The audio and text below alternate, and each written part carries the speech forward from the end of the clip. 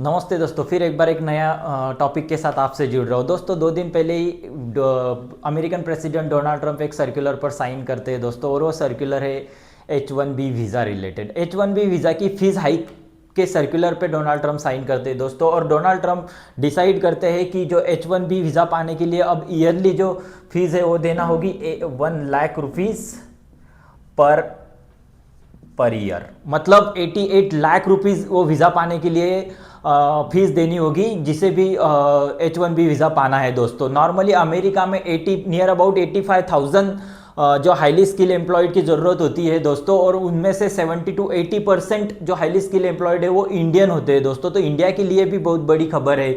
जो जो highly degree लेकर यहाँ पे IIT IIM से जो जो जो टेक्नोलॉजी इंजीनियर्स है, डॉक्टर्स है, मेडिकल्स रिलेटेड, और जो हाईली स्किल मतलब जिन्होंने एजुकेशन लिया है, वो सॉफ्टवेयर टेक्नोलॉजीज व्हाटएवर, उनको अगर अमेरिका में जॉब करना होता है तो उनको H1B वीज़ा लेना होता है दोस्तों। और अब H1B वीज़ा, पहले जो उसकी फीस थी नियर अबाउट उनका जो फीस था वो 4 to 5 लाख रुपीज़ 3 ईयर के देना होते थे उनको, लेकिन अब ड्रास्टिकली चेंज उसमें आया है। तो वेदर द डोनाल्ड ट्रंप ये सही कर रहे हैं या गलत कर रहे हैं दोस्तों, अगर अपने देश के लिए, अपने देश के लोगों के लिए एम्प्लॉयमेंट मिलना चाहिए तो अमेरिका के लिए ये ग्रेट काम कर रहे हैं। उनका जब चुनाव लड़ रहे थे तब उनका नारा ही था दोस्तों कि once again great America, again great America बनाने का उनका जो सपना था, उसी के सपने को पूरा करने के लिए वो काम कर रहे हैं दोस्तों। और अमेरिका के पॉइंट ऑफ व्यू से देखिए तो डोनाल्ड ट्रंप सही कर रहे हैं, ताकि यहाँ के जो लेबर है,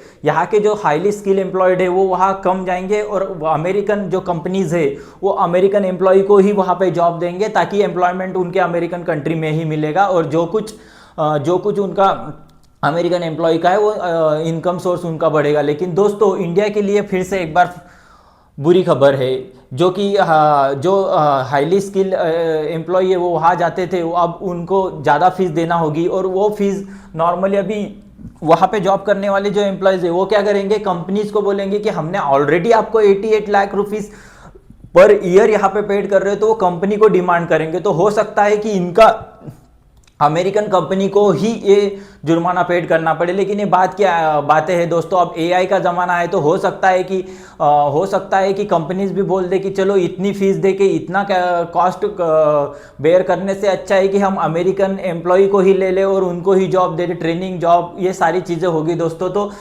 एक तरीके से देखा जाए तो ये भारत के लिए बुरी खबर भी है, और दूसरे एंगल से देखा जाए तो जो हाईली स्किल एम्प्लॉयड है वो विदेश में जाके, मतलब अमेरिका में जाके जॉब करने से बेटर है कि वो इंडिया में ही रह के इंडिया के लिए भी कुछ इनोवेशन करेंगे, कुछ different types of technology develop करेंगे। ये भी हो सकता है। तो ये आगे की बातें है दोस्तों कि इसमें क्या हो सकता है। लेकिन ये खबर जब परसों के दिन आई तो नॉर्मली बड़ी बड़ी कंपनियों ने, मेटा हो, माइक्रोसॉफ्ट हो, गूगल हो, सारी कंपनियों ने तुरंत अपने एम्प्लॉयज़ को इंटीमेशन कर दिया है कि जल्द से जल्द अपने कंट्री में जो H1 वीज़ा धारक है और वो लीव पे है, मतलब आउट ऑफ अमेरिका है, उन्होंने जल्दी से आ जाइए अमेरिका में। 21 सितंबर से ये फीस एप्लीकेबल होगी। तो सारी मतलब भागदौड़ मच गई थी दोस्तों, और भागदौड़ मच गई। उसके बाद इंडियन गवर्नमेंट ने भी एक हेल्पलाइन नंबर जारी किया कि जो एम्प्लॉय को ज़रूरत है उनके लिए इंडियन गवर्नमेंट भी सहायता करेगी दोस्तों। लेकिन उसके बाद आज देखोगे तो एक अमेरिकन गवर्नमेंट से क्लैरिफिकेशन भी आया है कि जिन्होंने ऑलरेडी H1B वीज़ा लिया हुआ है उनको एग्जम्पशन दे दिया गया है। तो ये एक छोटी सी एक नॉर्मल मतलब छोटी सी इसको कहेंगे कि रिलैक्सेशन उस एम्प्लॉय को मिला है। लेकिन अभी जो फ्रेशली अप्लाई करेंगे दोस्तों उनके लिए तो ये जुर्माना, ये फीस है, ये हाइक हुई चुकी है। तो ये सोचने वाली बात है दोस्तों कि हाईली स्किल एम्प्लॉय हमारे जो है वो अमेरिका में जाके जॉब करते हैं, ग्रेट अमेरिका बनाने में उनके हेल्प भी करते हैं, वहाँ की इकोनॉमी में भी उनका बहुत बड़ा योगदान होता है। 30 to 40 स्टोर से वो इंडियन के जो 30 to 40% स्टोर है वो अमेरिका में इंडियन ही चलाते हैं। उसके बाद 300 बिलियन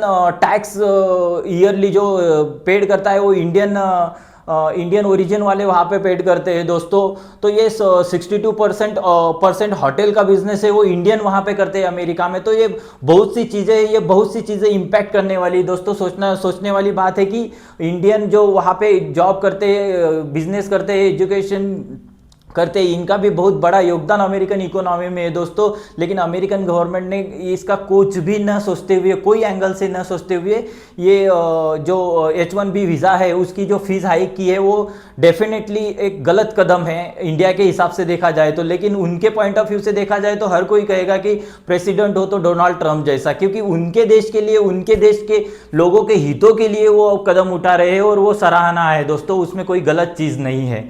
और अभी दूसरे एंगल से देखा जाए तो ये न्यूज़ आती है, उसी के बाद एक अच्छी खबर भी आती है। अच्छी खबर बोलो या बुरी खबर बोलो, लेकिन खबर तो आती है। चाइना